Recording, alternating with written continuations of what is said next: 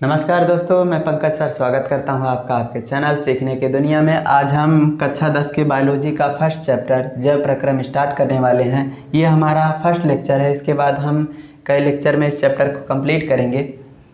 तो चलिए चैप्टर को स्टार्ट करते हैं। सबसे पहले हम समझते हैं जैव प्रक्रम क्या है। जैव प्रक्रम का मतलब होता है कि जीवधारी के अंदर होने वाली सभी क्रिया, यानी कि जीवधारी के अंदर, किसी भी जीवधारी के अंदर जितनी भी प्रक्रियाएं होती हैं उन सभी प्रक्रियाओं को क्या कहते हैं? जैव प्रक्रम। जैव प्रक्रम का ही दूसरा नाम है क्या? इसी को कहते हैं उपापचयी क्रिया। उपापचयी क्रिया या उपापचयी क्रियाएं, जैव प्रक्रम को ही क्या कहते हैं? उपापचयी क्रियाएं। अंग्रेजी में क्या कहेंगे? Metabolic reactions. Metabolic reaction. अब उपापचयी क्रियाओं का मतलब क्या होता है? वही जीव के अंदर होने वाली सभी क्रियाओं को क्या कहते हैं? उपापचयी क्रियाएं। चाहे वो कोई भी जीव हो, चाहे वो जंतु हो या पादप हो, कवक हो, कोई भी जीव हो, सब के अंदर जो भी प्रक्रियाएं होती हैं उन सभी प्रक्रियाओं को क्या कहते हैं? उपापचयी क्रियाएं या जैव प्रक्रम या जीवन की प्रक्रियाएं भी हम इसे कह सकते हैं। अब हम देखते हैं उपापचयी क्रियाएं या जैव क्रियाएं कितने प्रकार की होती हैं। तो ये होती हैं दो प्रकार की। उपापचयी क्रियाएं दो प्रकार की होती हैं। पहली होती हैं उपचयी, दूसरी होती हैं अपचयी। पहली क्या? उपचयी क्रियाएं, दूसरी अपचयी क्रियाएं। यहाँ देखो, उपापचयी इधर, उपचयी इधर, अपचयी। तो इनमें अंतर आप समझना। उपचयी का मतलब होता है, उपचयी का मतलब होता है एनाबॉलिक रिएक्शन। Anabolic reaction. क्रियाएं का इंग्लिश हो जाएगा रिएक्शन। आगे अपचयी का कैटाबॉलिक रिएक्शन। Catabolic reaction. अब हम समझते हैं उपचयी क्रिया क्या होता है, अपचयी क्रिया क्या होता है।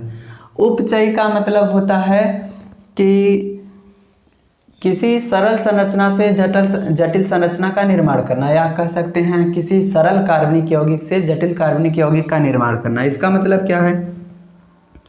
जैसे अगर हम कह रहे हैं कि हमारी कोशिका के अंदर दो अलग अलग प्रकार के पदार्थ हैं, एक ये हमारे पास पदार्थ है और एक ये पदार्थ है, तो बताओ इसमें कौन सरल संरचना वाला पदार्थ है, कौन जटिल संरचना वाला? तो आप कहेंगे ये सरल संरचना वाला पदार्थ है और ये जटिल संरचना वाला पदार्थ है। तो अगर हम इसका उपयोग करके ये उत्पाद बनाएं तो इसी को क्या कहेंगे? उपापचयी क्रिया। जैसे अगर हम, ये एक छोटा अणु है और इसमें कई छोटे छोटे अणु जुड़े हुए दिखाई दे रहे हैं, तो हम क्या करेंगे कि ऐसे कई छोटे छोटे अणुओं को आपस में जोड़ देंगे, इस संरचना का निर्माण कर देंगे। तो वो कौन सी प्रक्रिया कहलाएगी? उपचयी क्रिया। यानी कि हमने यहाँ क्या किया? छोटी छोटी संरचनाओं से बड़ी संरचनाओं का निर्माण किया, या छोटे छोटे कार्बनिक पदार्थों से बड़े कार्बनिक पदार्थों का निर्माण किया, या सरल कार्बनिक पदार्थों से जटिल कार्बनिक पदार्थों का निर्माण किया। इसे क्या कहते हैं? उपचयी क्रियाएं। तो इसके कुछ उदाहरण हम देख लेते हैं। जैसे आप नाम सुने होंगे प्रकाश संश्लेषण। प्रकाश संश्लेषण आपने सुना होगा। प्रकाश संश्लेषण में क्या होता है? पेड़ पौधे कार्बन डाइऑक्साइड ग्रहण करते हैं, जल ग्रहण करते हैं, उनके अंदर क्लोरोफिल होता है, और सूर्य का प्रकाश ग्रहण करते हैं। इन सभी की सहायता से पेड़ पौधे अपना भोजन बनाते हैं, ग्लूकोज बनाते हैं। तो किसी पदार्थ का निर्माण कर रहे हैं कार्बन डाइऑक्साइड का उपयोग करके, इनके छोटे छोटे अणुओं का उपयोग करके ग्लूकोज का निर्माण कर रहे हैं। ग्लूकोज आगे बड़े अणु मंड के रूप में संचित हो जाएगा। तो कुल मिलाकर किसी पदार्थ का निर्माण कर रहे हैं ग्लूकोज का, तो निर्माण होने की प्रक्रिया किस में आती है? उपचयी क्रिया में। क्योंकि कार्बन डाइऑक्साइड, जल, इन सब के छोटे छोटे अणु होंगे, ग्लूकोज के बड़े अणु होंगे, तो उसका निर्माण क्या कहलाएगा? प्रकाश संश्लेषण। तो प्रकाश संश्लेषण किसका उदाहरण है? एनाबॉलिक रिएक्शन का या उपचयी क्रिया का। और जैसे आपने नाम सुना होगा कहीं अमीनो अम्ल। अमीनो अम्ल या अमीनो एसिड इसे कहते हैं। अमीनो अम्ल से किसका निर्माण होता है? प्रोटीन का। जब आप प्रोटीन की संरचना पढ़ेंगे कि प्रोटीन के अंदर क्या पाया जाता है, तो आप देखेंगे कि प्रोटीन अमीनो अम्ल से बना होता है। अमीनो अम्ल को आप समझ सकते हैं कि ये अमीनो अम्ल छोटे कण होते हैं, प्रोटीन बड़े कण होते हैं, यानी कि कह सकते हैं कि कई अमीनो अम्ल आपस में जुड़कर प्रोटीन का निर्माण करते हैं। तो जब कई अमीनो अम्ल आपस में मिल जाएंगे, किसका निर्माण करेंगे? प्रोटीन का। तो क्या हम किसी पदार्थ का निर्माण कर रहे हैं? ये कौन सी प्रक्रिया है? उपचय क्रिया, यानी एनाबॉलिक रिएक्शन। तो किसी पदार्थ का निर्माण जिसमें हो या सरल कार्बनिक पदार्थ से जटिल कार्बनिक पदार्थ का निर्माण हो, वो क्या है? उपचय क्रिया। अब हम समझते हैं अपचय क्रिया क्या होता है। अपचय क्रिया का मतलब होता है कि ठीक इसके विपरीत, यानी कि किसी जटिल संरचना से सरल संरचना का निर्माण। जटिल संरचना मतलब जैसे अभी हमने कहा कि इस संरचना से अगर इस संरचना का निर्माण हम कर दें, यानी कि जो पहले पढ़े थे इससे इसका निर्माण किए थे, अब इसका उल्टा कर दें। हमारे पास एक ऐसी संरचना है, यानी कि एक जटिल संरचना है, इससे हम सरल संरचना का निर्माण करना चाहते हैं, ऐसे कुछ पदार्थों को बनाना चाहते हैं, तो यह कौन सी प्रक्रिया कहलाएगी? अपचय क्रिया। अपचय क्रिया का मतलब क्या होता है? जटिल कार्बनिक पदार्थों से सरल कार्बनिक पदार्थों के निर्माण की प्रक्रिया को अपचय क्रिया कहते हैं। जैसे क्या हम इसमें किसी पदार्थ को तोड़ रहे हैं, तो तोड़ने की प्रक्रिया किन में आ जाएंगी? अपचय क्रिया में। तो आप पाचन नाम सुने होंगे। पाचन में हम क्या करते हैं? भोज्य पदार्थ को तोड़ते हैं, उनसे ऊर्जा प्राप्त करते हैं, मुख्य रूप से ग्लूकोज, आगे आप पढ़ेंगे। तो सभी पदार्थों का हम पाचन करते हैं, लेकिन सबसे ज़्यादा नाम आप ग्लूकोज का सुनेंगे आगे। तो किसी भी भोज्य पदार्थ को तोड़ना और उनसे ऊर्जा प्राप्त करना क्या कहलाता है? पाचन। तो पाचन आगे हम पढ़ेंगे, ये किसका भाग है? अपचय क्रिया का, यानी कैटाबॉलिक रिएक्शन का। और आप एक नाम सुनेंगे कि जैसे हम श्वसन कर रहे हैं। श्वसन का मतलब क्या होता है? क्या हम गैसों को ग्रहण कर दिए, यानी कि श्वास ले लिए, श्वास छोड़ दिए, यही श्वसन है? नहीं, इनके बीच में भी कुछ क्रियाएं होती हैं। हम जब गैसों को ग्रहण करते हैं तो ऑक्सीजन फेफड़े से शरीर की कोशिका में जाता है, वहाँ पर ऑक्सीजन क्या करता है? शरीर की कोशिका में पहले से ही जो ग्लूकोज उपस्थित होंगे उनको तोड़ता है, और तोड़ने के बाद ऊर्जा प्रदान करता है। किसे तोड़ता है? ऑक्सीजन श्वसन के दौरान जब अंदर जाता है कोशिका के अंदर, किसे तोड़ता है? ग्लूकोज को। तो क्या कोई पदार्थ टूट रहा है? टूटने की प्रक्रिया किस में आती है? अपचय क्रिया में, यानी कैटाबॉलिक रिएक्शन से। और जटिल कार्बनिक पदार्थ से सरल कार्बनिक पदार्थ का निर्माण की प्रक्रिया अपचय क्रिया है। अब आगे हम समझते हैं कि पोषक पदार्थ क्या होते हैं और पोषण क्या होता है।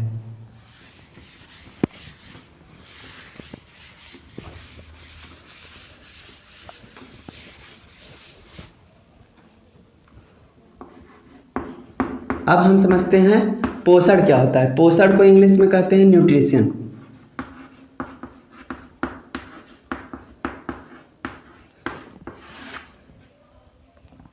पोषण का क्या मतलब होता है? कि पोषण का मतलब होता है कि पोषक पदार्थों को ग्रहण करना और उसका उपयोग जैविक क्रियाओं के लिए करना।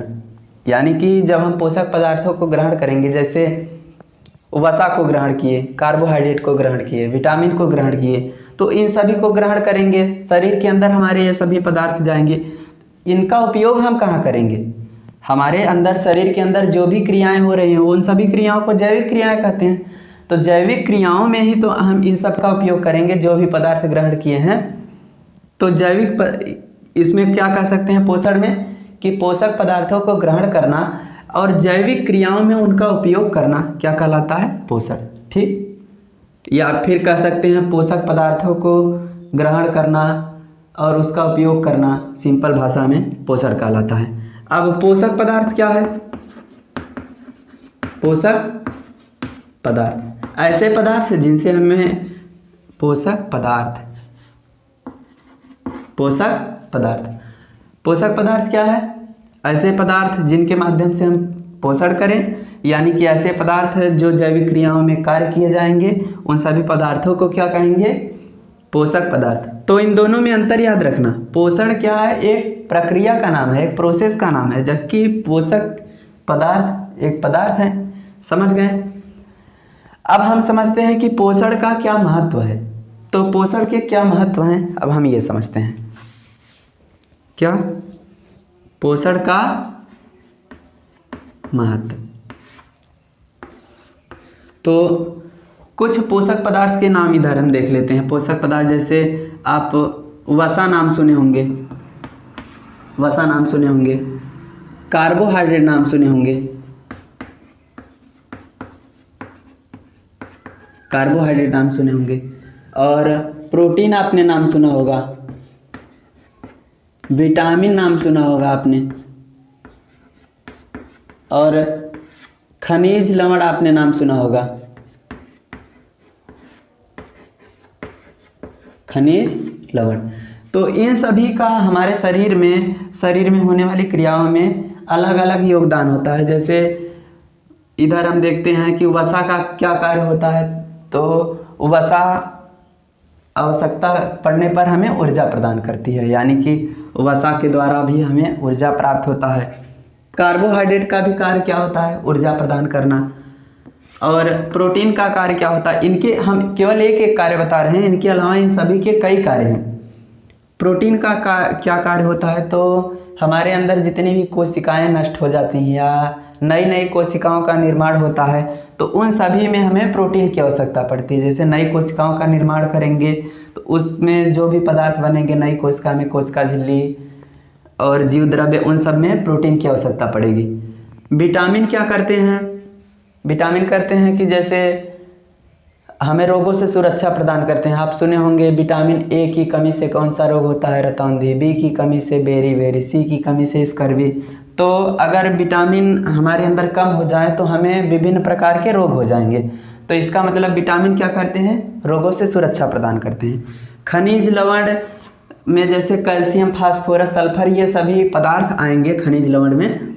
खनिज लवण का कहाँ उपयोग होगा, हमारे अंदर जैसे कई पदार्थ ऐसे होते हैं, फास्फोरस, कैल्शियम, इन सब। कैल्शियम हड्डियों के लिए, हड्डियों के निर्माण में मदद करेगा, और फास्फोरस डीएनए बनेगा, उसमें फास्फोरस की आवश्यकता पड़ेगी। तो शरीर के अंदर इन सभी का अलग अलग उपयोग होता है। तो वैसे अब हम देखते हैं कि पोषण क्या क्या महत्व है। तो सबसे पहला महत्व यही है कि रोगों से सुरक्षा। यदि हम पोषण करेंगे, पोषण का मतलब पोषक पदार्थों को ग्रहण करेंगे और जैविक क्रियाओं में उनका उपयोग करेंगे। अगर हमने इन सभी पोषक पदार्थों को ग्रहण किया है, विटामिन को ग्रहण किया है, तो विटामिन का कार्य क्या होता है, अभी बताया कि ये रोगों से सुरक्षा प्रदान करता है। तो पोषण क्रिया के द्वारा हमें क्या रोगों से सुरक्षा प्रदान होगा। और पोषण क्रिया के द्वारा क्या होगा, कार्बोहाइड्रेट का कार्य क्या होता है, ऊर्जा प्रदान करना। तो कार्बोहाइड्रेट के द्वारा ऊर्जा प्रदान होता है, ये एक पोषक पदार्थ है, इन्हें हम ग्रहण करेंगे तो दूसरा कार्य क्या हो गया, ऊर्जा प्राप्ति। अब लगातार इनका हम उपयोग करते रहते हैं, ऊर्जा हमारे शरीर में बनता रहता है। कार्बोहाइड्रेट हम ग्रहण करते हैं, ऊर्जा बनता है, खपत करते रहते हैं, फिर कार्बोहाइड्रेट ग्रहण करते हैं, ऊर्जा बनता रहता है। ऐसा प्रक्रिया लगातार चलता रहता है। आगे वसा का भी वही काम है। प्रोटीन का भी देख लेते हैं। तो प्रोटीन क्या करता है, अभी बताया कि नई कोशिकाओं का निर्माण करेगा, शरीर की वृद्धि होगी, नई नई कोशिकाएं बनेंगी तभी तो शरीर की वृद्धि व विकास होगी। तो एक कार्य पोषण का क्या है, यानी कि इसका महत्व क्या है, पोषण का शरीर की वृद्धि व विकास में मदद।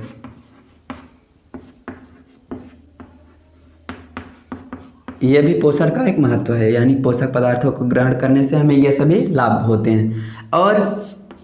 और जैसे किसी प्रकार से हमें चोट लग गया, चोट कहीं लगेगा तो जिस स्थान पर चोट लगेगा वहाँ की कोशिकाएं नष्ट हो जाएंगी। अब नष्ट हुई हैं तो नई कोशिकाएं वहाँ बननी जरूरी हैं। तो नई कोशिकाएं कब बनेंगी, जब ये सभी पदार्थ हम ग्रहण किए रहेंगे। अभी बताया कि नई कोशिका के निर्माण में सबसे ज़्यादा महत्वपूर्ण भूमिका कौन निभाता है, प्रोटीन। हालांकि सभी की कुछ न कुछ भूमिका होगी, सबसे ज़्यादा भूमिका प्रोटीन की है। तो अगला कार्य क्या है, क्षतिग्रस्त, अगला महत्व या कार्य कह सकते हैं क्षतिग्रस्त अंगों की पूर्ति।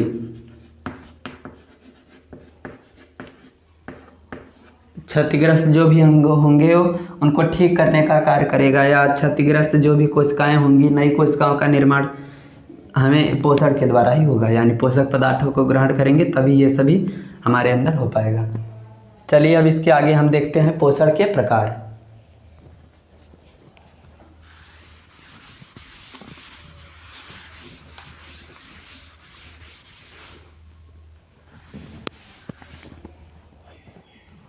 अब हम क्या देखेंगे, पोषण के प्रकार। तो पोषण दो प्रकार के होते हैं। पहला होता है स्वपोषी पोषण और दूसरा होता है परपोषी पोषण। परपोषी को ही क्या कहते हैं, विषमपोषी पोषण।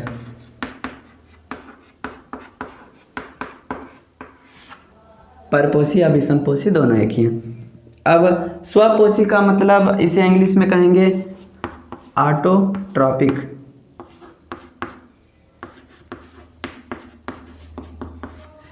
और पोषण का आगे न्यूट्रिशन लगा देंगे, ऑटोट्रॉपिक न्यूट्रिशन, स्वपोषी पोषण। और इसका विषमपोषी पोषण, इंग्लिश में इसे क्या कहेंगे, हेटेरोट्रॉपिक।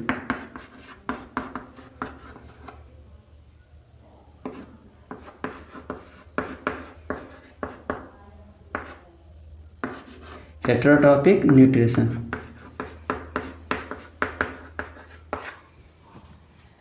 अब हम देखते हैं स्वपोषी पोषण क्या होता है। तो स्वपोषी नाम से पता चल रहा है कि स्वपोषी पोषण यानी कि स्वयं से पोषण करना। स्वयं से पोषण करना, स्वयं से पोषण करने का क्या मतलब है कि स्वयं से अपना भोजन बना लेना, अपने भोजन के लिए किसी दूसरे जीव पर आश्रित न रहना, खुद से अपना भोजन बना लेना और उसे ग्रहण कर लेना। तो इसमें ऐसा कहाँ होता है कि कौन से जीव ऐसे होते हैं जो खुद अपना भोजन बनाते हैं। तो इसमें आएंगे हरे पेड़ पौधे। आप सुने होंगे स्वपोषी पोषण में कौन आते हैं, हरे पौधे। और कुछ जीवाणु की भी प्रजातियां होती हैं जो स्वपोषी होती हैं, आगे हम जानते हैं। हरे पौधे और जीवाणु ये सभी किस में आते हैं, स्वपोषी में। स्वपोषी का मतलब होता है अपना भोजन खुद बनाना। अब अपना भोजन खुद बनाना मतलब ये प्रक्रिया, स्वपोषी प्रक्रिया दो प्रकार की होती है। कौन कौन से दो प्रकार, चलिए इसे हम मिटा देते हैं यहाँ। कौन सा दो प्रकार है, एक पहला है रसायन संश्लेषण और दूसरा है प्रकाश संश्लेषण। रसायन संश्लेषण और प्रकाश संश्लेषण।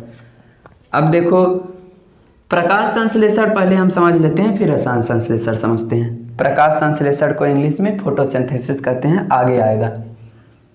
प्रकाश संश्लेषण का मतलब क्या होता है कि पेड़ पौधे क्या करते हैं कि पेड़ पौधे में पाई जाने वाली यह एक प्रकार की प्रक्रिया है। इस प्रक्रिया में पेड़ पौधे क्या करते हैं, वायुमंडल से कार्बन डाइऑक्साइड गैस ग्रहण करते हैं और जल ग्रहण करते हैं।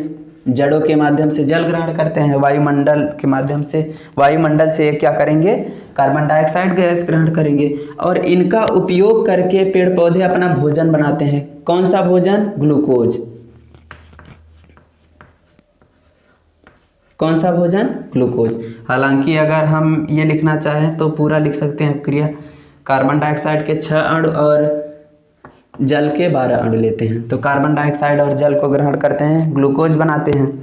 ग्लूकोज के अलावा इनमें जल भी बनता है और ऑक्सीजन भी बनती है।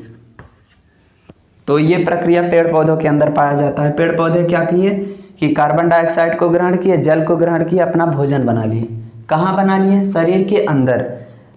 इसमें सूर्य के प्रकाश की भी भूमिका रहती है, सूर्य का प्रकाश, और क्लोरोफिल भी इसमें सहायता करता है। सूर्य के प्रकाश और क्लोरोफिल की उपस्थिति में यह प्रक्रिया होती है। तो इसमें पेड़ पौधे ने अपना भोजन खुद शरीर के अंदर बना लिया। क्या इसके लिए पेड़ पौधे किसी दूसरे जीव पर आश्रित हुए, नहीं। तो ये क्या है, स्वपोषी पोषण। और दूसरा क्या होता है, रसायन संश्लेषण। रसायन संश्लेषण का मतलब होता है कि प्रकाश संश्लेषण न करना फिर भी भोजन प्राप्त करना रासायनिक पदार्थों के माध्यम से। कौन कौन से रासायनिक पदार्थ, जैसे अमोनिया, अमोनिया NH3 अमोनिया, और नाइट्रेट, नाइट्रेट, नाइट्रेट मतलब NO3, और नाइट्राइट, नाइट्राइट मतलब NO2। अब इन सभी यौगिकों को तोड़कर कुछ जीव ऐसे होते हैं जो केवल इन सभी यौगिकों को तोड़कर अपना पोषण प्राप्त कर लेते हैं, यानी कि अपना पोषण कर लेते हैं। इन्हें तोड़ेंगे, नाइट्रोजन निकलेगा, नाइट्रोजन को ग्रहण कर लेंगे, उन्हीं से अपना पोषण प्राप्त कर लेंगे। इनमें कौन आते हैं, तो कुछ जीवाणु आते हैं, रसायन संश्लेषी कुछ जीवाणु होते हैं जो इन सभी यौगिकों को तोड़कर अपना पोषण प्राप्त कर लेते हैं। तो आप समझ गए होंगे स्वपोषी पोषण क्या है। अब हम समझते हैं कि विषमपोषी पोषण क्या है।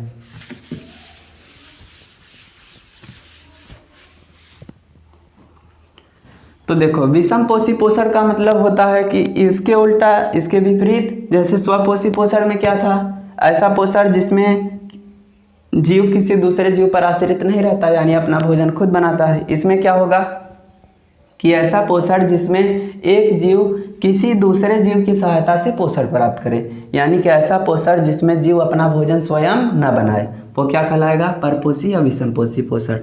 अब ये 3 प्रकार का होगा। कौन सा 3 प्रकार है?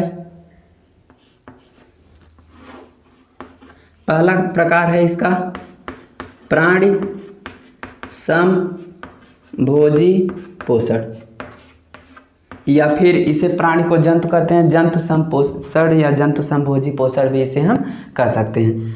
प्राणी समभोजी पोषण पहला है, दूसरा है परजीवी पोषण, परजीवी प्रकार का पोषण, और तीसरा मृतोपजीवी। अब हम समझते हैं ये तीनों क्या होते हैं। प्राणी समभोजी का पोषण का मतलब होता है कि ऐसा पोषण जिसमें जीव किसी ऐसे पदार्थ को ग्रहण करे जिसके पाचन की आवश्यकता हो, यानी कि जैसे हम सभी किस में आएंगे, प्राणी समभोजी पोषण में। हम भोजन को ग्रहण करते हैं तो पहले उसका पाचन करते हैं, उसके बाद जैविक क्रियाओं में, जैव प्रक्रम में उसका उपयोग करते हैं, यानी कि उसके बाद ऊर्जा प्राप्त करेंगे। जितने भी पोषक पदार्थ उनमें घुले रहेंगे, कब हम उन्हें प्राप्त करेंगे, जब उनका पाचन करेंगे, जब भोजन का पाचन करेंगे तभी हम उनका उपयोग कर सकते हैं। तो प्राणी समभोजी पोषण का मतलब क्या होता है, ऐसा पोषण जिसमें जीव जटिल खाद्य पदार्थ को ग्रहण करता है और पाचन के बाद उनसे ऊर्जा प्राप्त करता है, उसे क्या कहते हैं, प्राणी समभोजी पोषण। इसमें क्या होगा, जटिल खाद्य पदार्थ ग्रहण किया जाएगा और उसका पाचन होगा, तब उससे ऊर्जा प्राप्त होगा। अब इसके कुछ उदाहरण, जैसे आप इसके उदाहरण खुद से लिख सकते हैं, मानव, भेड़, बकरी, या एक नाम आप सुने होंगे अमीबा, वो भी इसी में आता है। तो सब किस में आएंगे, प्राणी समभोजी पोषण में। परजीवी में क्या आएगा, परजीवी पोषण। परजीवी पोषण का मतलब होता है ऐसा पोषण जिसमें जीव दूसरे पर आश्रित हो। भाई विषमपोषी पोषण का प्रकार है तो जीव दूसरे पर आश्रित रहेगा ही। ऐसा पोषण जिसमें जीव दूसरे जीव पर आश्रित रहे, लेकिन उस दूसरे जीव को जान से ना मारे, कह सकते हैं, यानी कि बिना किसी जीव को मारे अपना पोषण करना किस में आएगा, प्राणी समभोजी पोषण में। अब इसमें जीव दूसरे पर आश्रित रहेगा तो हो सकता है जीव को कुछ हानि भी पहुंचाए। जैसे इसका उदाहरण आप समझ सकते हैं, जोंक। क्या जोंक के द्वारा, जोंक हमें पकड़ता है तो क्या जोंक के द्वारा हमारी मृत्यु हो जाती है? नहीं। जोंक शरीर के किसी अंग से चिपक जाएगा और वहाँ से रक्त खींचेगा तो अपना पोषण प्राप्त कर लेता है। तो ऐसा पोषण जिसमें जीव किसी दूसरे जीव पर आश्रित रहता है और बिना उस जीव को मारे अपना पोषण प्राप्त करता है, उसे क्या कहते हैं, परजीवी पोषण। तो परजीवी का मतलब आप समझ गए होंगे। जैसे इसके उदाहरण आप लिख लेना, जोंक, और मच्छर भी इसी में आएगा क्योंकि मच्छर भी ऐसे ही पोषण करता है, बिना हमें मारे अपना पोषण कर लेता है। लेकिन ऐसा हो सकता है कि इनके द्वारा हमें विभिन्न प्रकार के रोग हो जाएं, क्योंकि मच्छरों के काटने से विभिन्न प्रकार के रोग होते हैं। और अमरबेल, ये भी किस में आएगा? अमरबेल किस में आएगा? परजीवी में। अमरबेल का आप चित्र देखे होंगे, किसी पादप पे धागे जैसी संरचना के रूप में ऐसे पाया जाता है अमरबेल, वही अमरबेल है। आगे मृतोपजीवी पोषण का मतलब क्या होता है? नाम से पता चल जा रहा है, मृतोपजीवी पोषण यानी कि मृत पदार्थों के द्वारा किया जाने वाला पोषण। तो इस पोषण में क्या होगा, मृतोपजीवी पोषण में, कि इस पोषण में जीव क्या करेंगे कि या तो किसी मृत शरीर से पोषण प्राप्त करेंगे, या फिर किसी सड़े गले कार्बनिक पदार्थ से, जैसे कि पेड़ की छाल हो गया या लकड़ी का कोई भी हिस्सा हो गया सड़ चुका है, उन सभी के माध्यम से पोषण प्राप्त करेंगे। वो किस में आएंगे? मृतोपजीवी पोषण में। जैसे कुछ जीवाणु होते हैं, इसमें कौन आएंगे? जीवाणु, यीस्ट और कवक की भी प्रजातियां होती हैं जो इसी में आती हैं।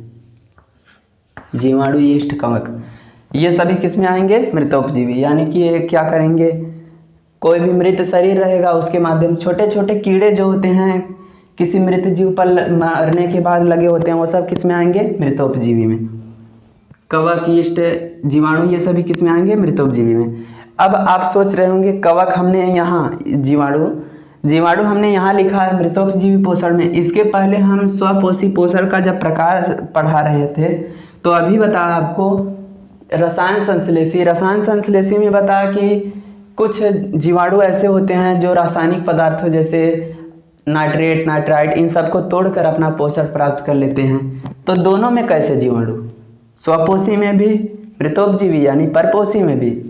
तो याद रखना कि जीवाणु की कुछ प्रजातियां इनमें भी आती हैं जो मृतोपजीवी प्रकार की होती हैं, मृतोपजीवी पोषण करती हैं, और कुछ प्रजातियां स्वपोषी पोषण करने वाली भी आती हैं।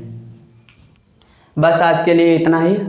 आने वाली वीडियो में हम इसके आगे पढ़ेंगे। धन्यवाद।